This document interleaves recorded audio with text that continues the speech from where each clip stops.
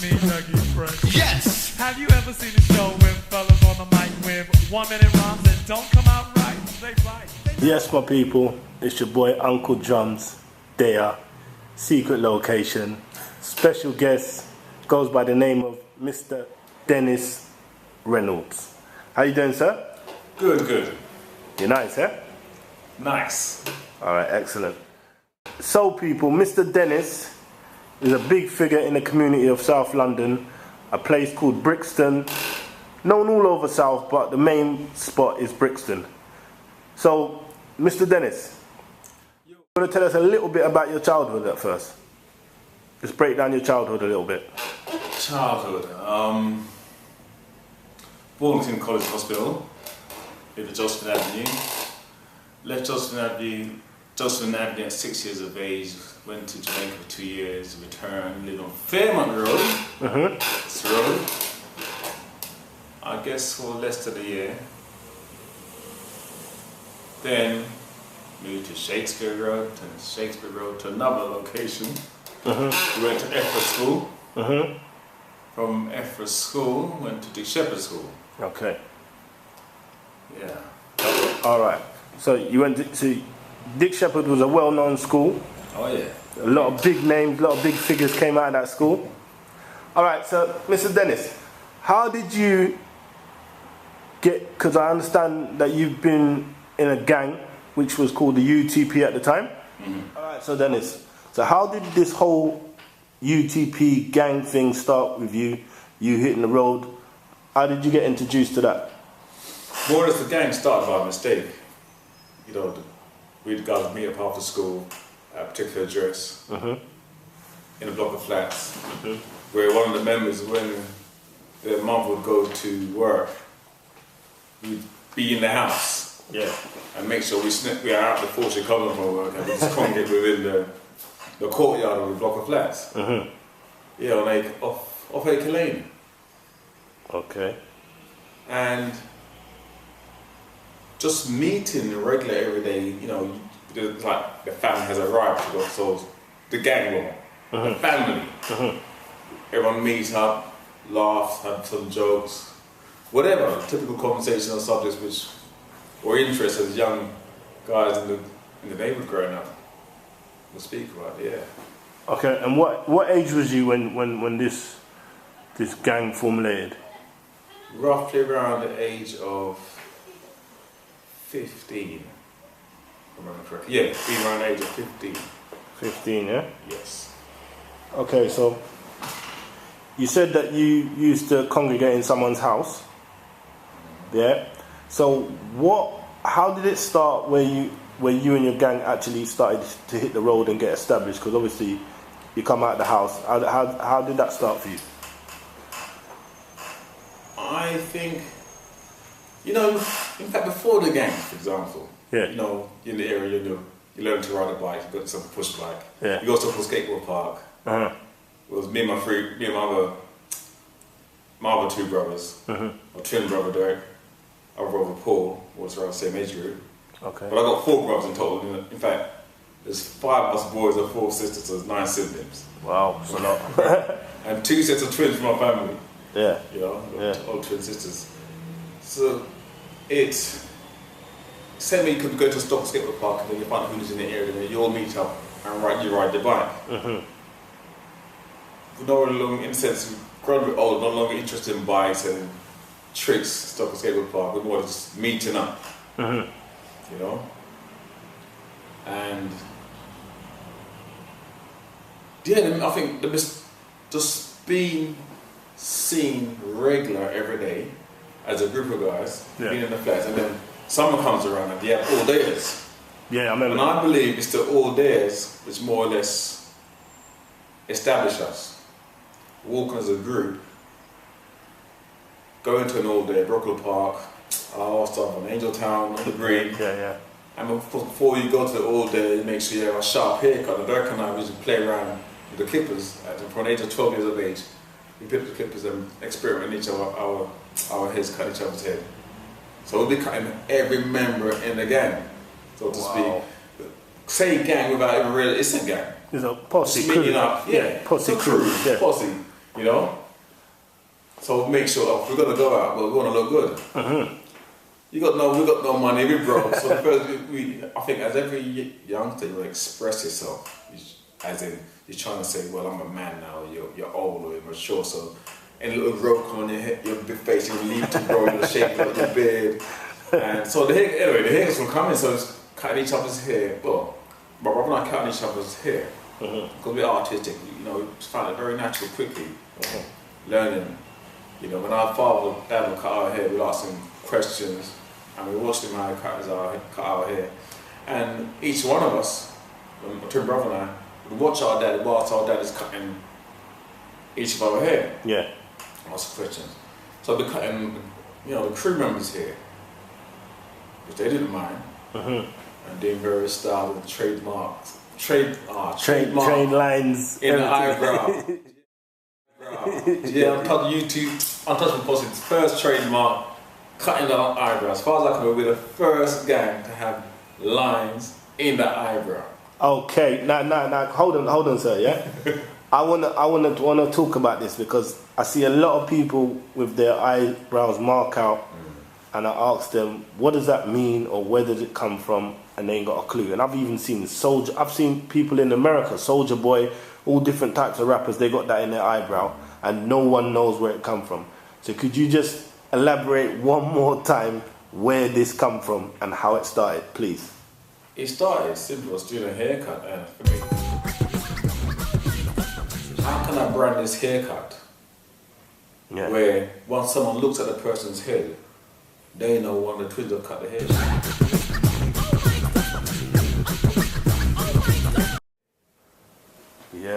Yeah. And whether it's one striking an eyebrow, two or three.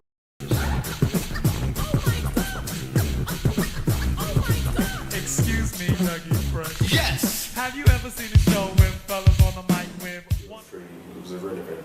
For me, just one strike. You know? Like you're marked. Wow. It's a part of the head where, in a sense, you just don't touch. Yeah.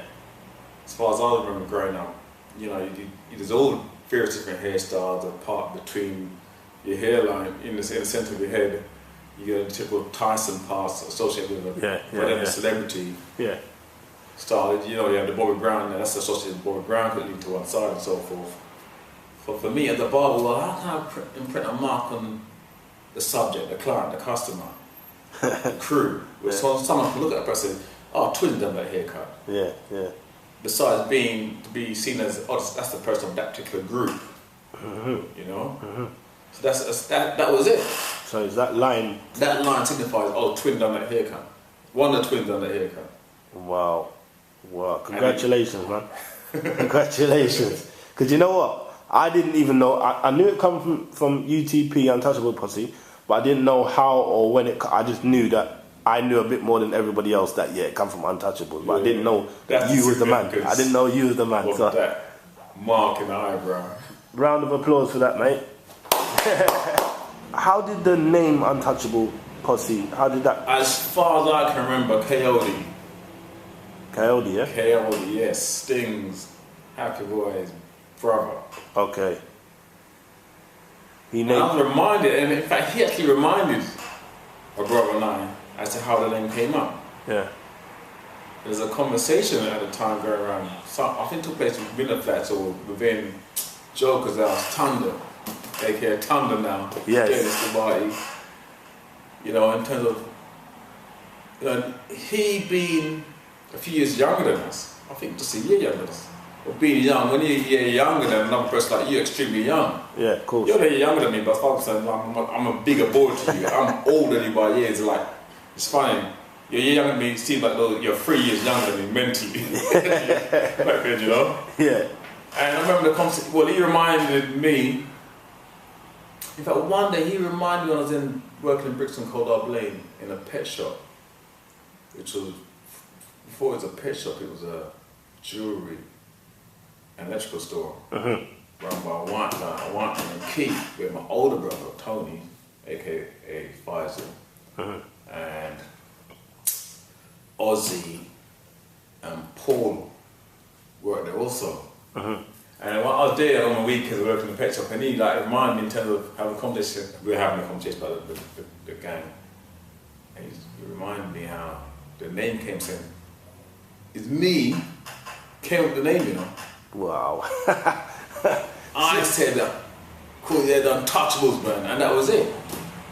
It just stuck.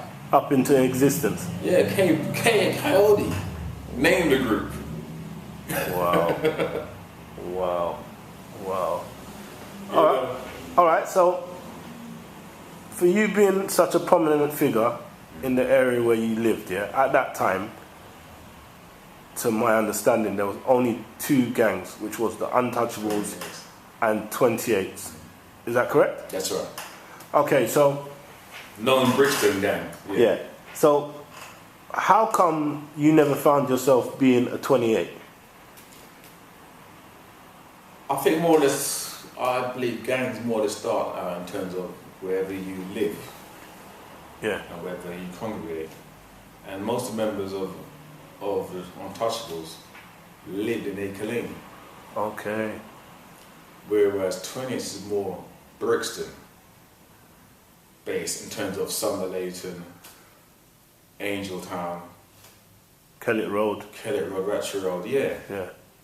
And we more or less, we were both gangs in Brixton, but one more or less is Ekelin side going towards Clapham. Yeah. And the other gang going towards Camberwell. Okay. You know? Yeah. And we were the older boys. But we'd be by an average, say, 2-3 years average older Yeah. than the 28s. I mean, the prominent figure of the 28s back then was Colin Broderick. Colin Broderick is the leader. That's right. Of the 28s. If I remember correctly, Colin Broderick's about a year younger than me. Okay. But remind you again, if you're younger than me, so that you mean you're little than me, or you're weaker than me. Yeah. You can't, I'm the bigger boy to you then. Yeah. You know? Yeah. And we knew Colin Broderick, plenty of love and respect. Wasn't feel like I saw Colin Broderick as the ego and bravado. It's just an understanding that, you know, we're the bigger boys. Yeah, yeah. You're doing your It's thing. unspoken, mutual love and respect, yeah. Yeah, you're doing your thing, we're doing ours. And he more or less had younger boys Yeah. under his wing, so to speak. And then you got, you know, 2 older guys older than you, seen as prominent figures in the gang, physically stronger than you, and that was that. Okay. How did like the name get like out there? I believe What kind of promoted you lot? I think it was just the sheer numbers. Most significant thing about Untouchables at that time were the numbers of us. I didn't know, people were telling me they're Untouchables. Yeah. You know, I know like, you know, Roach, Desmond, Shocker, my brother and I, you know, Mike's, Snakes. Just, you know, at that time, it's only guys around my age. Yeah. I'll know your name, Charles, Colin, Charles, and his brother Colin, who we call Boo. Yes. For me, you got to be my age, probably a year younger than me, to be considered as a main man. Yes, yes. It's funny, even growing up, there was no leader. There was no spoken word who's the leader. Yeah. It was them guys. Yeah. But when it comes to going to all days, the crowd could be moving, or the mass must be moving. But if my brother and I stop, everyone stops. When we move, or one of us move, the group move. Yeah. So for me, that's the leader right there. Yeah. Without even saying it, you know, it's something that's happened in the old days. I think it helped me having an older brother also. Yeah. In Brixton, known throughout Brixton. Where even you can say that our older peers will say, oh, that's Vital's younger brother. So, even at a young age, I can say in a sense that when they're moving around, they are aware of the older brother, so to speak. You know, maybe that's the old laws. You contended them, well, remember they got an older brother, you know. Most definitely. You know? Yeah, that was nothing to smile about. So you, your brother, and a certain people was the upper echelon of Untouchables. Rory, Roach, Desmond, if I remember correctly, on Branson Road. You know? Then you have members like Thunder, Joker. But when we were moving on the street, you know, you have to stay around the flats. You can't move us. You're not strong enough. You're not big. You know. Yeah. There was also that element of caring for the younger ones. Yeah. You not to be seen. Even if it goes on the road to be associated, but you stay around the flats, around our joke and so forth. When it comes to be on the road now, it's Roach, you know, Desmond, Colin. More so Colin and Charles. Charles would be more or less around the flats in the house, not really interested on the road. Let's go. We're going to know there. Yeah. You know? But Colin, Rory, Colin, Desmond, my brother and I. Was on the road. I remember like Shocker came, you know, on the scene and Was on the road. Matches, so forth. Alright, and people knew the Untouchables by your dress code. They always talked about the dress code. The Chippy crew, the Disc crew, the Chevlon.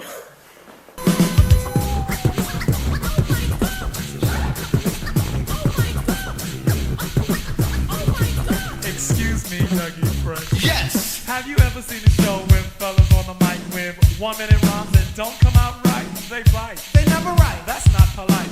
Am I lying? No, you're right. That's torture. Yeah, so that must have brought you enough fame from the dress code alone, because I heard about that, like the Untouchables, they all wear Chippy. They all got Chevlon. Chippy, Chevlon, and C17 jeans. Yeah. Oh yeah, forget Lois, man. You know, waffles or Farrah Charles. It was C17, like I said, Chippy, Chevlon, bomber leather jackets, Adidas, you know, Adidas torsion trainers. Yeah. But Chippy, it's trademark. Yeah. But when you're Chippy, it's like, you got right. That's right. You know, Chippy, if I remember correctly back then, Chippy was like £70. Yeah, that's right. That's right. Back then, that's a lot of money. Yeah. Mike Wimbledon training, I think it was £20 odd. I do this £30, like, wow. I remember going to Frank Johnson train shop, I was staring at the training shop. You know? Yeah. Alright, so the Untouchables, they had split groups of Untouchables in different areas. Yeah. Do you want to let the people know? I'm going to be honest with you, I mean, there are groups in, as far as Hackney.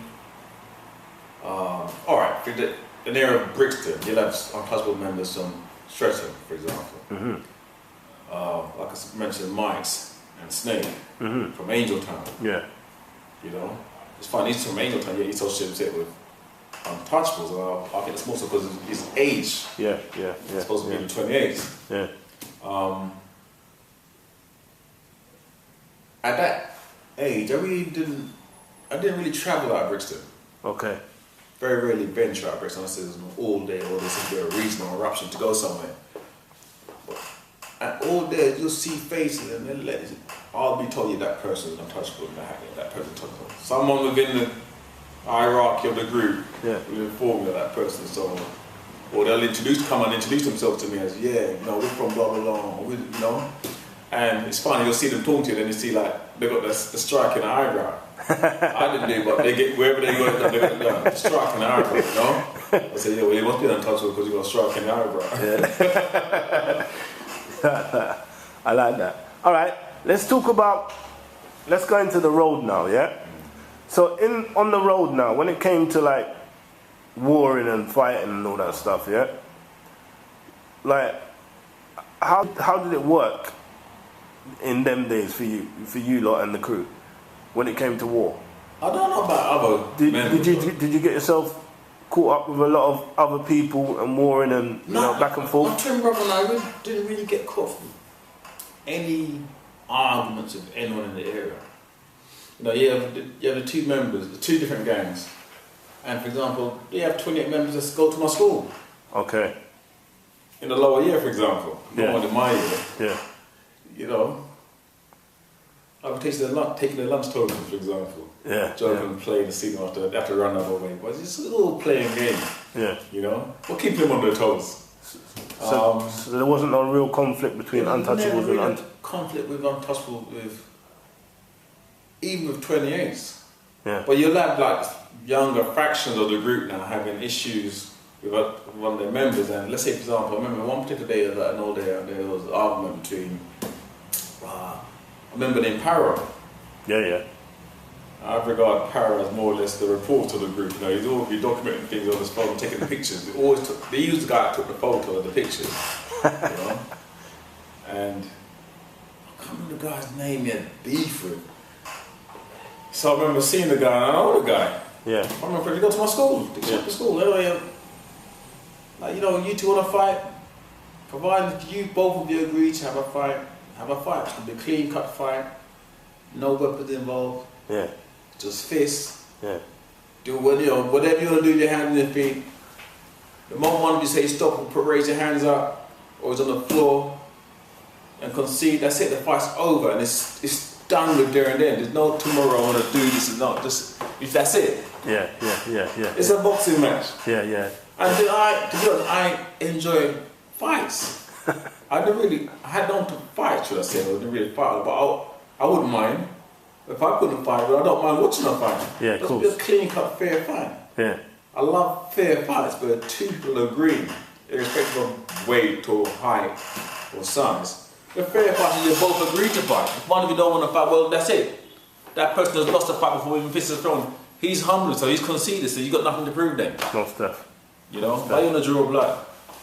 So there was principles and there was levels to this thing. Yes. Because you know, like now, it's like one group's going to fight another group and everybody's jumping in. Them times there, it was whoever's fighting, no one's jumping in, That's and right. we're going to referee this thing. That's it. All right, love that. Love that. Because, you know, we have to let these youngsters know, because they don't know nothing about that. All they know is about picking up weapons and doing this and doing that. The sad thing nowadays, someone's fight is like someone to envy. Yeah. They want to damage you, they want to mark you. Not to say that people didn't have knives back then. Yeah. But, you know, well, it was rare. Yeah. It really was rare. I think most guys would carry a knife out of fear of being pounced upon by a group and they had nothing to defend themselves with. So the knife or the weapon would be an element to, you know, to prevent the situation. So at that time, what did UTP mean to you? Untouchable Bosses means to me a gang of guys that looked out for each other. It's not in terms of being on the street.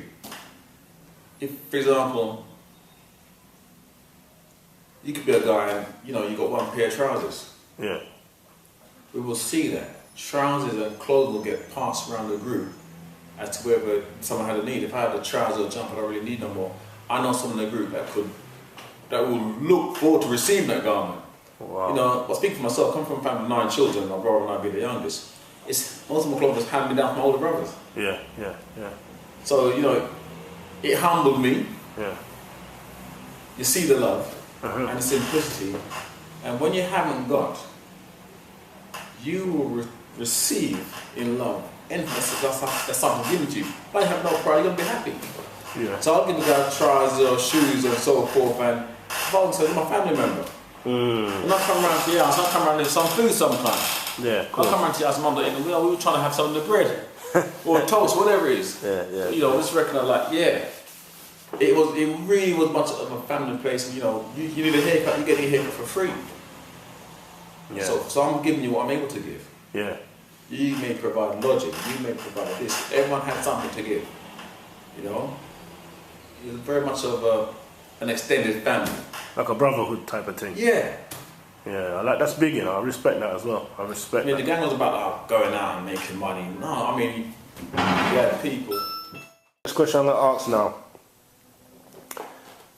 As a well-known Untouchable, did you ever come against any battles or anything that it got on top, and this is definitely one moment that you remember that it wasn't working out? I've personally never been in a battle. Never been involved in a battle. I remember going to a place, I can't remember what, I think it was in Hackney somewhere, Hackney Marsh. And not knowing that area, but of course there are Untouchables in that area, they heard of us and we're going to be in the area, so it's like, oh, Untouchables come to that area, well, we're going to defend it, blah, blah, blah. So we were there, and I remember we approaching the opposing gang. Someone from the opposing gang pulled out what looked like a sword or shotgun. And when I saw it, I just froze for holding. They pulled out a gun. We've got no answer to this gun. Oh, hold on, I've come to fight a gun. It's a shotgun. And I remember saying before we go, no matter what, no one runs off and leave what we're doing. No running. We stand firm. Whatever comes to us, even if it doesn't escalate to a fight, we just stand where we're standing. We don't run. When the gun pulled out, I was like, wow, that's a gun. I wasn't really fearful, but I'm aware, hold on, that could take life right now. Yeah. So all I heard was someone shouted matches. You know, again, shouted, run! I felt angry when he said run.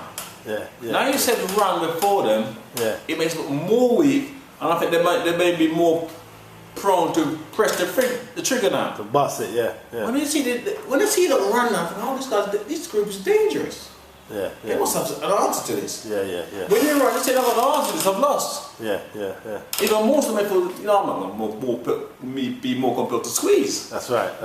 I'm more fuming that he ran. He said run, and instinctively people ran. And I was hesitant to run. Like, run for what? What's he going to do? They ain't mad to press that trigger. Sometimes people just bring things that look hard. But you haven't got it in you to pull the trigger. In fact, I dare you to pull it. Which I don't think it's just stupid to dare someone of your own life. Yeah. But at that point, thinking, hold on. And I think more so because I wouldn't do it, I'm thinking you wouldn't do it. This is wrong. This is the wrong look. Everyone's different. Everyone's an individual. Definitely. But I've never been faced with I'm fearful of my life as opposed to another gang or another person. So I never got into a confrontation with an individual as a result of being a gang. Yeah. You know? I've only had one fight in school I can remember, Bernard Gregory in the second year. Yeah. And the gang, they didn't have no fights as a result of being in a gang. So are you saying that the upper echelon of UTP, Hosea, Yes. the main top guys, they didn't really get into no conflict like that? It was different for them? Well, I remember Rose chasing someone down the road with a machete from Brixton College all the way down to the tube station. Yeah. A machete on the road, running this guy down, chasing down the station. Yeah. Guys, I can't remember the fights, if anyone top guys had. Because the people are just wary of them. It's like, you deal with that, you got to deal with them. Hundreds of them, ants. You know? Yeah. I remember we went to the carnival, Ladbroke Grove. And when from the flat to Brixton Tube Station, there was 50 of us. In fact, that day there was a film crew that came from France to interview Derek and I from our house. So they came early hours in the morning. They've heard about the Untouchables from France. There's a film crew now. They filmed Derek and I like from the moment when we woke up, brushed our teeth and asked us questions, followed us to the flats and so forth, followed us to the tube station, then we at Ladbroke Road, the carnival. And before the day ended, members of the gang took the cameras off them. So I wasn't there to witness it, but it took place. The very film crew that came to film us lost their camera. how old was you at this age? That told me about 17. Wow. 17.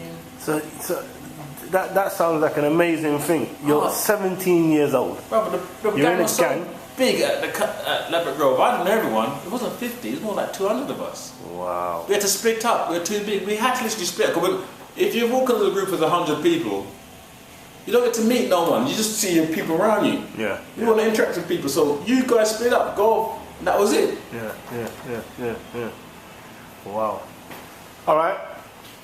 Next question is, because we know that the UTP was worldwide, like global big, yeah? What was it like with the girls? Because there was girls coming from all different areas, different parts of this, that. What was that like? What was that from a level? It's like what you read and you hear and you see. You know, you have girls in the community from broken homes.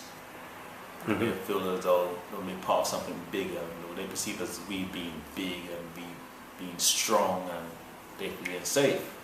But there's consequences for a girl to join a gang. Yeah. Someone's going to like you. Someone's going to fancy you. Yeah. You're going to have to sleep with someone. Yeah. If it's one, yeah, you're going to have to be shared or touched. You know, there's a sacrifice, girls being a gang. Yeah, most definitely. I think the worst deal of gang members are girl gang members. You know, you have the initiation, guys come in and, you know, get a few kicks or punch for 30 seconds, see if they can take a good beating and stand up to it. Yeah. You ain't gonna come and kick a girl or punch a girl. You're just gonna have your way with the girl. Yeah. You know, these things happen, or if someone likes you, well, he has his way with you. And yeah, you're someone's girl, then you're part of the gang. And you're so more or less seen as protected. That's big. That's sad, real. You know? That's real what you're saying though. It's you know? The girl's initiation is like you gotta go with this guy or something. You gotta be someone else. You gotta be someone's property then. In the case, everyone's property. You're shared whoever wants you. You know, very sad. Yeah. There are girl members that hang around that gang and they're dangerous and wild. Yeah. What was your obligation to the UTP girls as one of the elite? What was your kind of duty towards them? This fun, never really interacted. They have jokes and fun. Say we have jokes. I never really interacted with the girls in the gang, you know. Like that. You know, I had a girlfriend, so I didn't had no use for the girls in the gang. Yeah. It's other guys that never had a girlfriend or want more girls or they, you know. Yeah. But as if any member would be a guy or girl, I mean, for me, it's you walking with us. Yeah. Well, we have to protect you. Yeah. Whether you're right or wrong. Yeah. I didn't condone someone do something wrong if I'm walking and walking. If someone's coming to do you something, no, that's not happening. Oh, you know, she's with us. Yeah. It's our girl then. Yeah. When it's over, it doesn't matter what you come to talk about. She's rolling with us. Yeah. It's done. Yeah. Don't let it happen. Even when you don't see us, don't let this be rekindled. Spoken. That was it. Yeah. So just basically. If you want to fight a person one-on-one, a person on a fight, then go ahead, fight. You want to fight, then go and fight. These are the rules, and that's it. It's done. Yeah. So basically, it was just about looking after the youngers, making sure that they're. You know, you're the lion. You got to protect the pride. Yeah, respect, So to speak. Yeah. I like that. That duty. All right. One thing I want to touch on as well. You know, like you got other people in gangs and other people that are older. Some of them, they got kicks out of sending like young boys to lick handbags and this and that and that. Oh, yeah. Was there any of that stuff going on in the UTP? Was it like that, or was people not on that? It's definitely going on. Handbag snatching. I think then the term was lick a tech.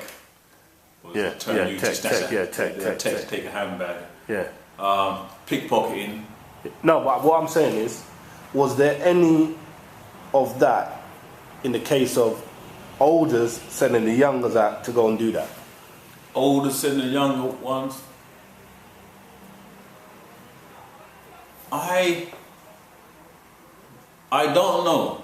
We'll be surprised, but more or less the older guys do it for themselves. Okay.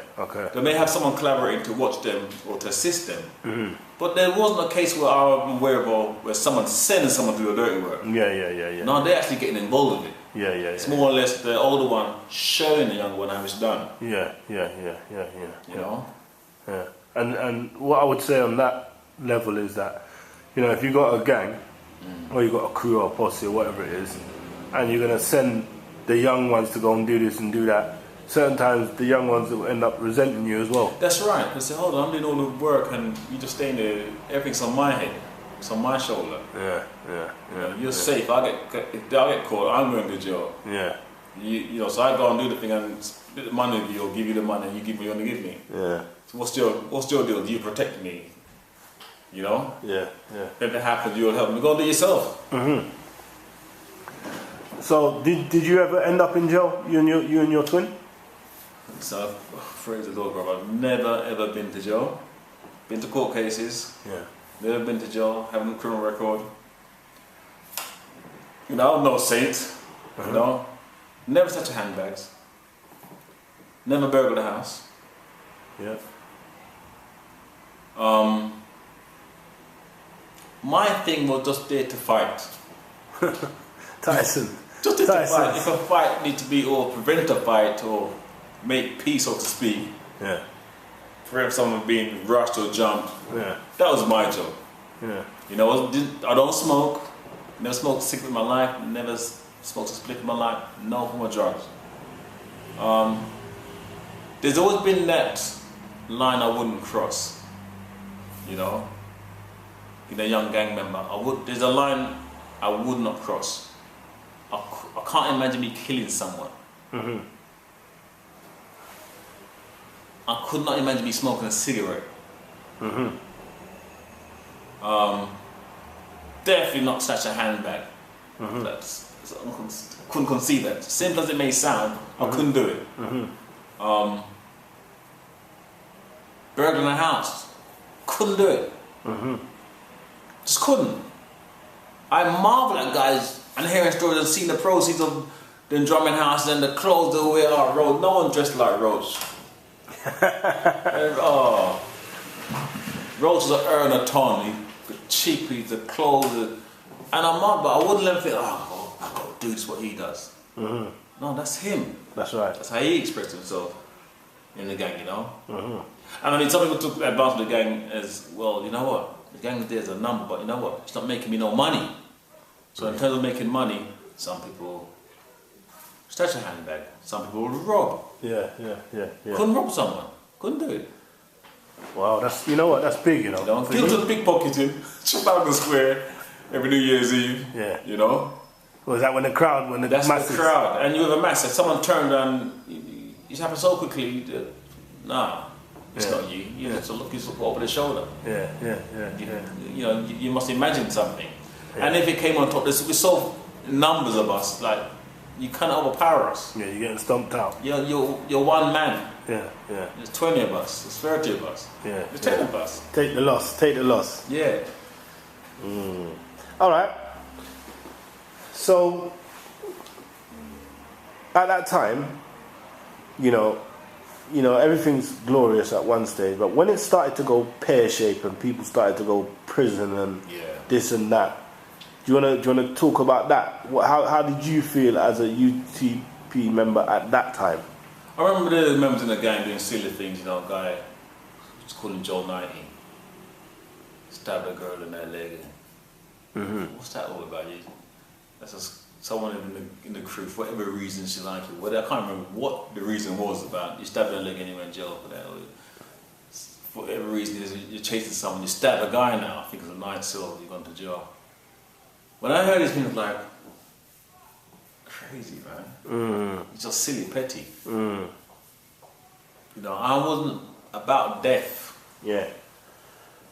You know, as a result of someone I know by the name of Keith Edley being stabbed, fatally stabbed. That was a turning point for me to say, you know, I'm no longer part of this. Yeah. I no longer wish to be a part of this. Don't expect my help. Yeah. Or support. Yeah. Or in any way if anything happens of that moment, that time when he died. That switched you. You know, that like, I mean, I know the guy personally, speak to him, lovable character, little sweet boy. Yeah. Girls loved him, guys want to be him. Yeah. You know, I think I did keep him for about 3 years, 2 years younger than me. Cheeky person. You know, see me and my girlfriend, I make advances towards it before me. I used to laugh at it. They let me do it before me and then present. flirting but before me. Like, here's my little brother trying to make a movie with my girlfriend. You know? You just know this guy's going to be a made man, so to speak, growing up. This guy could be somebody. Yeah, most definitely. In terms of the street or have a name for himself. Yeah. And being stand by someone claimed to be a member of the Untouchable gang. Someone I don't even know what he looks like. I've seen, I can't remember him. But for, many people then, to be seen as an Untouchable, to be recognized, they have to do something bad. Or impress someone whilst with the group. To be known for that act. That was a turning point for me when that took place. Keith Headley died. That was it for me. I think I was 19 at the time. 18, 19. That's man, this is, I can't continue. And also I felt, to the degree I felt responsible as seen as a head man in the gang. Yeah. Like I said, there's no one said, or there's a word saying who's the leader. It seems a prominent figure in the group. Yeah. The twins. Yeah. I felt like I was partly responsible for just by being a part of the gang. I was seeing some problem. I thought, you know what, whether I was there or not there, I'm partly responsible. Yeah. You know? And imagine how much dog and someone killed my son and I don't know, I heard the gang killed my son. I'm not really interested in who done it. I'm not finding out who the leader is. Yeah. I mean, if you're the leader, you have to take responsibility. Yeah. You know? And that's what took me. If I'm seen as a leader, anything goes on, I have to answer for it. Yeah. So that mindset, I felt guilty. I felt responsible, you know? And it was a nice, you know, you go to the funeral of someone you know, someone, you know, you have a heart for, and then you experience loved ones in their moment of pain, of loss. That's serious, bro. Yeah. Most definitely. You know, the realization of what this gang is growing to or maturing to be. And it's the promotion of death. You see, this is where it's headed. Taking life. No, I can't be part of that. That was it for me. No more Untouchable. So in a sense, that was the first era of Untouchable. You could see, you know, teenagers coming into manhood, and there's always that act, or there's always an act like, for example, as a child, you reach puberty now, you come to a point where your body is now ready to have sex and reproduce. That's right. And maturing. That's right. So in the gang life, there's always that part in the gang life where you're no longer children or teenagers. You got to do something that seems to be manly. That's right. And death is always never too far away from being in a gang. So yeah, you've arrived.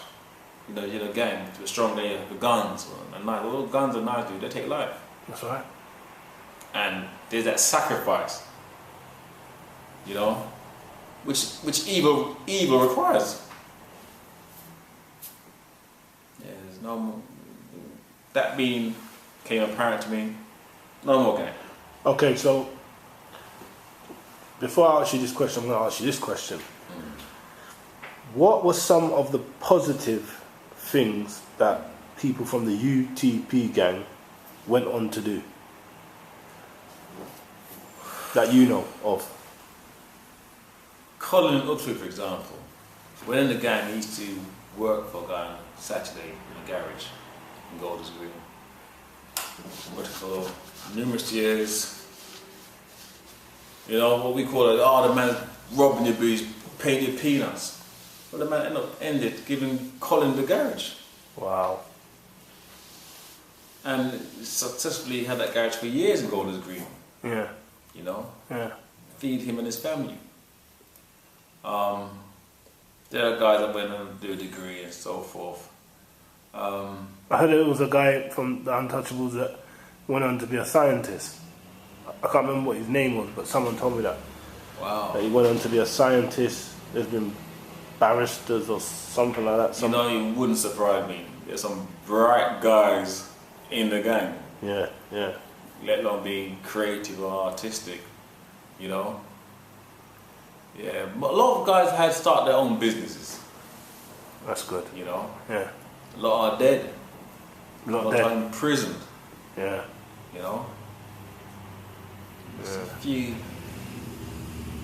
Yeah, most guys start their own business. What would you say was the difference between the Untouchables and the gangs that are out there now? The gangs that are out there now. On a moral look at things like and principle.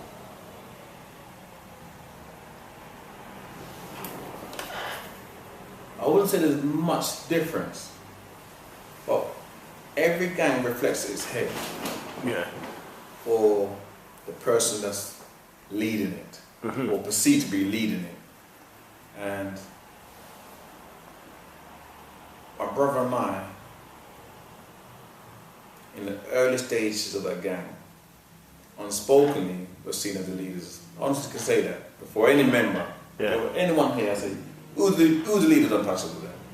Or who do people perceive as the leader? And 99.9 times they'll say the twins. Yeah. You know? Yeah.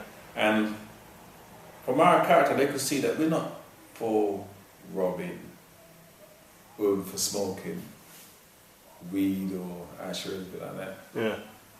We're more so interested in girls and fighting. Yeah. Yeah. And in terms of the moral issue, you know, we care for members of the gang. Yeah. You know, if I felt that I have a jacket that could fit you, I'm no longer interested in jacket's too old, you know, I'm gonna give it to you. That's good. Or if I have 3 or 2 and you don't have none, I'm gonna give you my jacket. Yeah.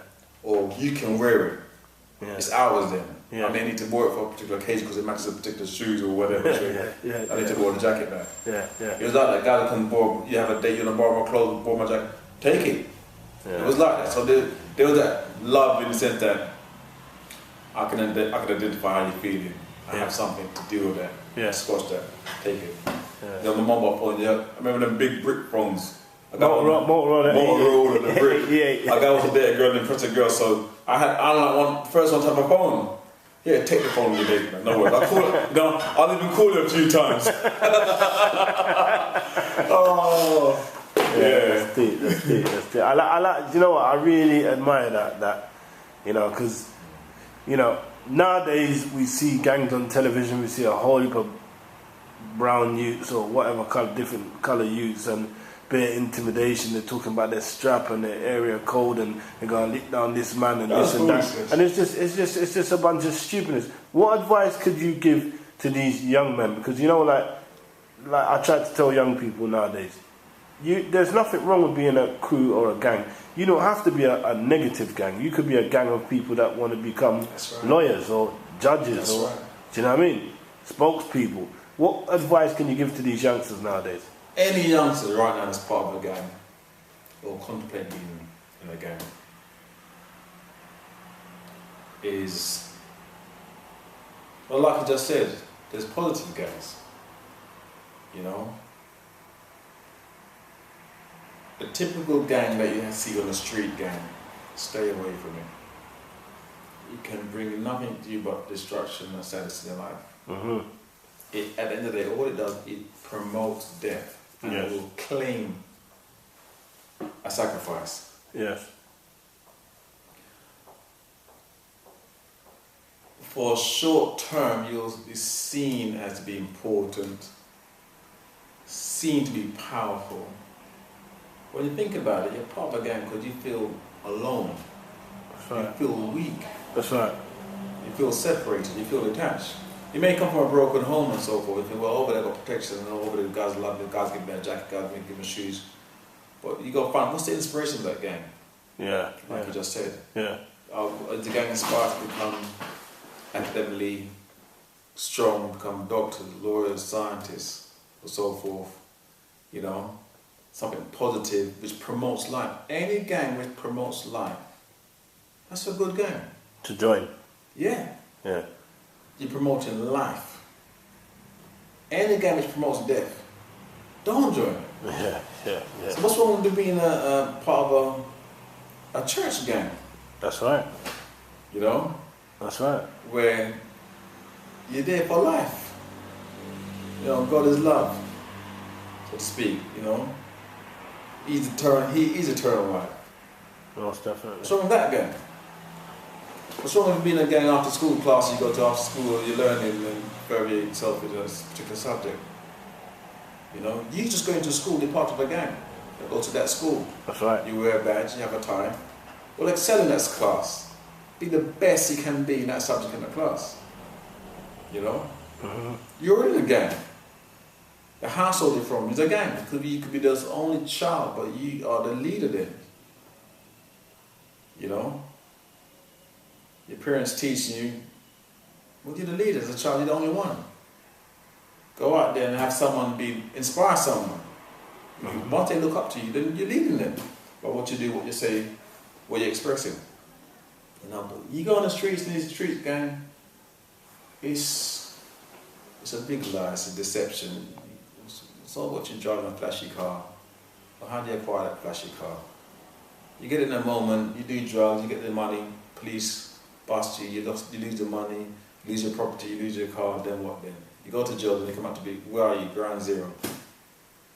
But the guy that's doing the book and get education, he's already got the education, he's already got the paper, he's already got a certificate, can't be taken away from you. That's right. You know, he built up his experience in various work, he's getting paid. You know, he's reaping. But in that moment, can have the house, can have the car, can have the watch, can have the jewelry, can have all the girls. You know? So materialistically, he seemed to have gained. But in the heart, when you look in the mirror, you know, like, you are really a bum. You're a coward. You know? You done the quick route. And lucky to even receive the reward of it. Yeah, most definitely. Whereas the man getting up doing the 9 to 5 is a strong man. He showed consistency over time, seasons, battling out to go to work in all weather conditions.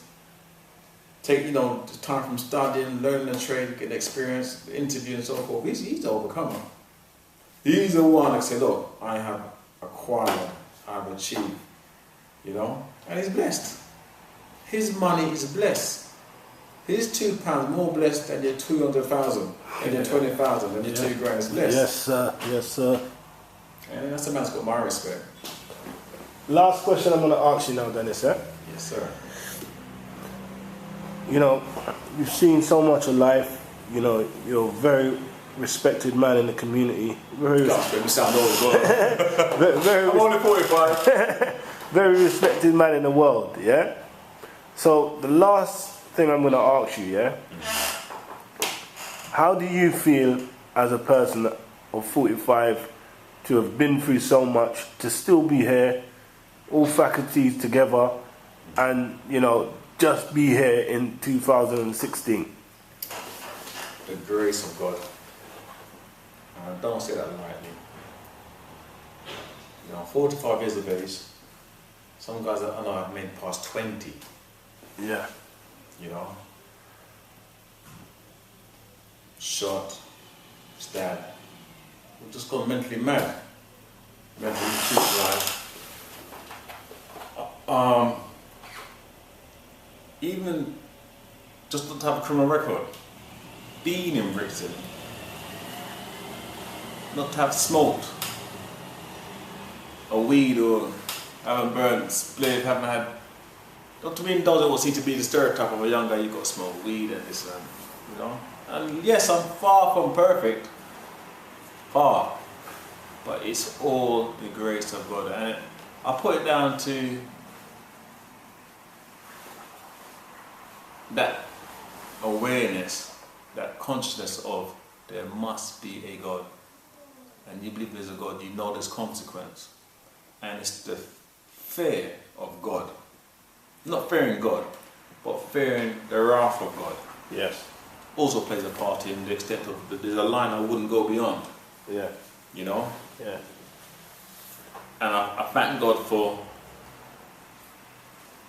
giving me that fear. You know, not to fear in Him, but to be aware, not to be on the side where you're facing wrath. That's right. The grace of God is I'm still there, brother. And I continually thank Him daily, and not enough. But I thank Him daily just for being here. I tell anyone, you want to be in a gang? The best gang is to be a son of God or daughter of God. Respect. You know, it's free. Acts 2 verse 38, 39. That's the best gang to be a part of. Repent for the remission of your sin, be baptized in Jesus Christ's name, and you will receive the Holy Ghost when you choose to give it to you. And there is a trial, there's a testing ground, there's an experience you're going to go through, you know. And you realize, you know, all what you can receive in this realm, all that you can acquire in this life, in this body, whether you're blessed with 70 years or more, it's just for a moment. What about that time, checking out time, when for you to receive your soul reward of what you have accepted, what you've chosen? And you're going to choose death or life. And God is life. You know, He is eternal life. He is eternal. He is eternity. So not to sound spiritual, but just from my own experiences. And I'm not talking about spirit, talking about experience in the world, I'm talking about supernatural experience I've experienced in my bedroom, in my hunger to know the truth. You know? I thank God for that, brother. That's the best gang to be.